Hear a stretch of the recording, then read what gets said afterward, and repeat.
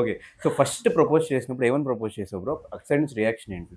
వెంటనే ఓకే చెప్పిందా? ఏమైనా టైమ్ తీసుకొని ఆబ్వియస్‌గా ఫీమేల్ ఈగో లే కొంచెం టైమ్ తీసుకొని దాన్ని లేదు లాగి ఇట్లా నేను చేస్తుంటే నాకు తెలియదు బ్రో. నేను very like shaking up that time. నాకు కోల్డ్ అయిపోయింది అది చేసేటప్పుడు. హ్మ్.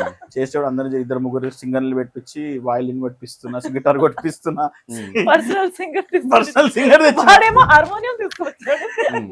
మోడర్న్ హార్మోనియం, వాడు పాడుతున్నాడు. ఇక మేము కూర్చొని కౌచ్ లో కూర్చొని ఉంటే ఇట్లా ముఖం పెట్టుకున్నా వెయిట్ వెయిట్ వెయిట్ అంటుంది ఇట్లా ముగ్గురం వస్తుంటే Hmm. నేను అనుకున్నా వెయిట్ అంటే నువ్వా వెయిట్ అంటే ఇట్లా వెయిట్ వెయిట్ వెయిట్ అంటుంది. Hmm. నా చేతులు ఇట్లా ఉంగరం వెళ్ళిపోతుంది. అడుగుతా కూడా అడుగుతలేదు నాకు tension law. Hmm. He didn't ask me. He's like, I love you. ఎంతమంది ఉన్నారు బ్రో చుట్టుపక్కల? ఇక 6 ఉండండి. మొత్తం కోడి పందాలు చూసినట్టు చూసారు కదా. హ్మ్.